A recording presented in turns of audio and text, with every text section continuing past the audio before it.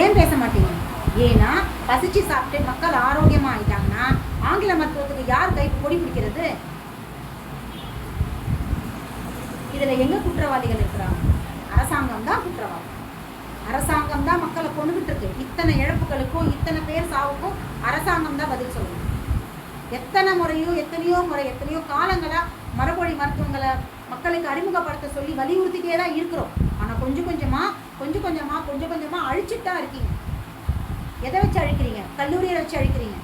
கல்லூரியில் மொத்தமும் அதாவது 5300 ஹவர்ஸ் என்னம்மா சித்த மருத்துவ கல்லூரியில் 5300 ஹவர்ஸில் 3800 மணி நேரங்கள் ஆங்கில மருத்துவம் தான் சொல்லித்தராங்க.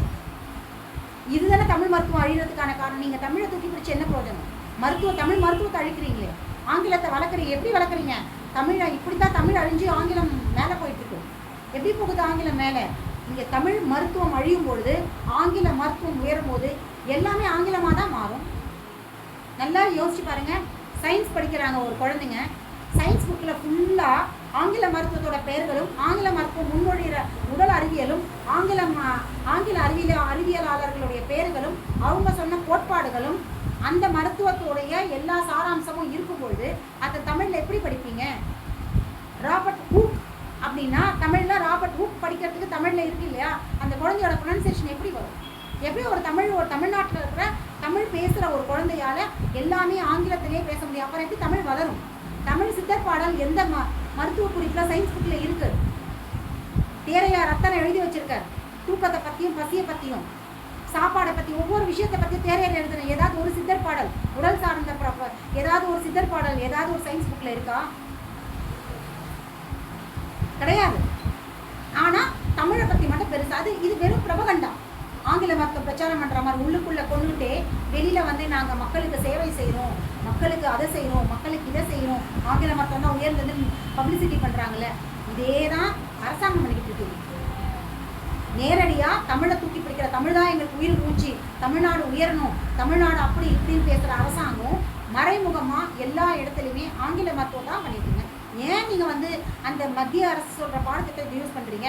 உங்கள் தமிழ்நாடு தானே எல்லாம் தமிழில் கொண்டு வரணும்னு இவ்வளோ போராடுற நீங்கள் சயின்ஸ் புக்கையை மாற்றுங்க, அறிவியலை மாற்றுங்க. எல்லா சயின்ஸ் புக்கில் ஃபுல்லாக தமிழ் மருத்துவத்தை பற்றி பேசுங்க.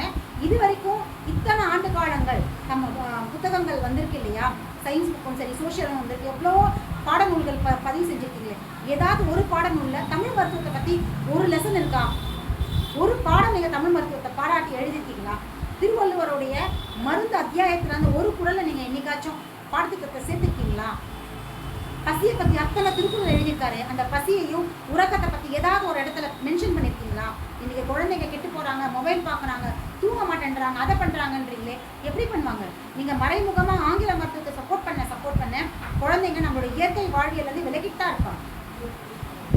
எந்த இடத்துல திருத்தம் இருக்கணுமோ அந்த இடத்த திருத்தலை.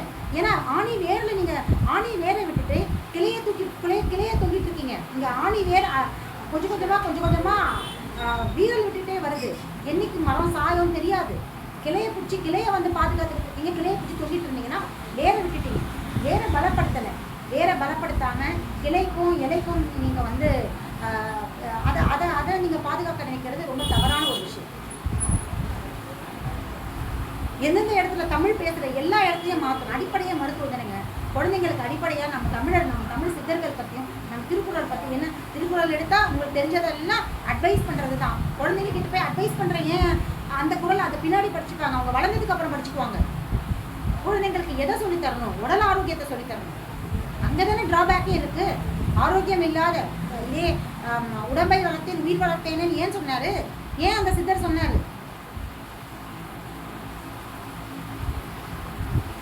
உடம்பை வளர்த்தா மட்டும்தான் உயிரை வளர்க்க முடியும். அப்போ அடிப்படையான உடம்பையும் உயிரையும் விட்டுட்டு நீங்கள் எதை இங்கே திருக்குறளை சொல்லிக் கொடுத்தாலும் 5 பைசாக்கு பிரயோஜனம் கிடைக்கும். போதனைகளும் அறிவுரைகளும் சொல்லிக் கொடுக்குற அளவுக்கு குழந்தைங்களுக்கு அது புரியாது. நீங்கள் அட்வைஸ் பண்ண அவங்க அதை எடுத்துக்க மாட்டாங்க. ஆனால் ஆரோக்கியம் மிக மிக முக்கியமான ஒரு விஷயம். அதுக்கு சித்தர்கள் பாடல்கள், திருக்குறள் இதெல்லாம் கொண்டு போகணும். ஆனால் அதை நம்ம செய்கிறது. அப்போது இங்கே குற்றவாளி ஆங்கில மருத்துவத்தை பிரச்சாரப்படுறதே அரசாங்கம், தமிழக அரசு தான். ஆங்கில மருத்துவத்தை தமிழக அரசு தமிழ்ன்ற பேரில் ஆங்கில திணிப்பு பண்ணிக்கிட்டு இருக்கு. ஆங்கில திணிப்பு தான் இது. ஏன்னா எல்லாமே சயின்ஸ் புக்கில் தான் இருக்குது, அதை தமிழில் எழுதியிருக்கீங்க, அவ்வளவுதான். அப்போ நீங்கள் மறைமுகமாக ஆங்கிலத்தை தான் பிரச்சாரம் பண்ணிட்டு இருக்கீங்க. தமிழை முக்கியப்படுத்தினீங்களே, மொழியாக பார்த்தீங்களே, தமிழை பாடமாக பார்க்கல, தமிழை வாழ்க்கை கல்வியாக பார்க்கல, தமிழை ஆரோக்கியத்துக்கான விஷயமா பார்க்கல, வெறும் தமிழை மொழியாக பார்த்துருக்கீங்க. தமிழ் மொழியை கற்றுக்கணும், அவ்வளோதான். அது என்ன அதில் என்ன பிரயோஜனம் இருக்குது? இங்கிருந்து வந்த ஜியோ போப், எல்லிசன், இவங்கெல்லாம் தமிழை படிச்சுட்டு தமிழில் எது முக்கியமோ அதை தான் முதல்ல எடுத்தாங்க. திருக்குறள் அடிப்படை அது முக்கியம், எது முக்கியமோ அதை எடுத்தாங்க. ஆனால் தமிழையே படிச்சுட்டு நம்மளுக்கு எது தேவையோ அதை விட்டுட்டு ஆங்கிலத்தை தான் நீங்கள் பிரச்சாரம் பண்ணிக்கிறீங்க. அப்போ எங்கேருந்து தமிழ் வளரும்? முதல்ல குழந்தைங்களுக்கு ஆரோக்கியத்தை சொல்லிக் கொடுக்கும். ஆங்கில மருத்துவத்திலேருந்து முதல்ல வெளியே கொண்டு வாங்க. சித்தர்கள் பாடலை கொண்டு வாங்க. எத்தனை சித்தர்கள் பாடலை கொண்டு வந்து குழந்தைங்களுக்கு புத்தி சொல்லுங்க, உறக்கத்தோட அருமையை சொல்லுங்க. தூங்கலன்னா இந்த உலகத்தை எதுவுமே பண்ண முடியாது. 12 மணிக்கு ப்ரேயர் பண்ணுறதும் 12 மணி வரைக்கும் முழிச்சிருந்து பூஜை பண்ணுறதும் 6 கால பூஜை பண்ணுறதுக்காக எல்லா அது என்ன சொல்கிறது, என்ன துறை அது, கோயில்கள்லாம் பராமரிக்கிறீங்களே அந்த துறையை வளர்க்குறீங்களே. ஆனால் 6 கால பூஜை 5 கால பூஜைன்னு என்னைக்காவது தூங்காமல் இருந்தால் இந்தந்த தொந்தரவுகள் வரும். என்னைக்காவது அரசாங்க பாடத்திட்டத்தில் கொடுத்துருக்கா? தூக்கத்தோட அருமையை பற்றி ஒரு வார்த்தை ஏதாவது ஒரு பாடத்திட்டத்தில் இருக்கா? பசியை பற்றி ஒரு சென்டென்ஸ் கூட கிடையாதுங்க. நம்ம தமிழ் பழமொழிகள் எல்லாமே பசித்து புசி அப்படின்னு தான் அடிப்படையாக சொல்லுது. பசியை தீன்னு சொல்கிறார் திருவள்ளுவர், அதை பற்றி எதுவுமே இல்லை. ஸோ இந்த இடத்துல தான் சரிப்படுத்தினா மட்டும்தான் இதுக்கு எல்லாத்துக்குமான தீர்வாக இருக்கும்.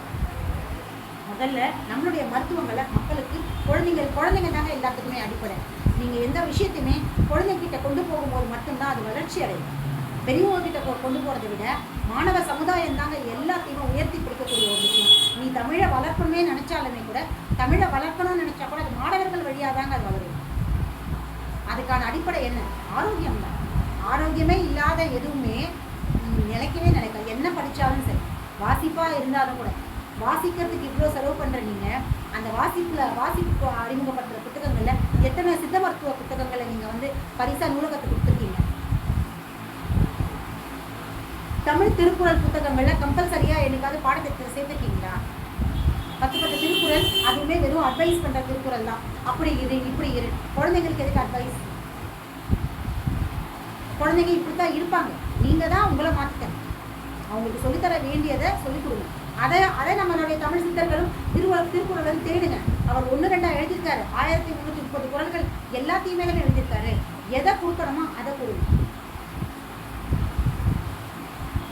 தொடர்ந்து பேசுங்க.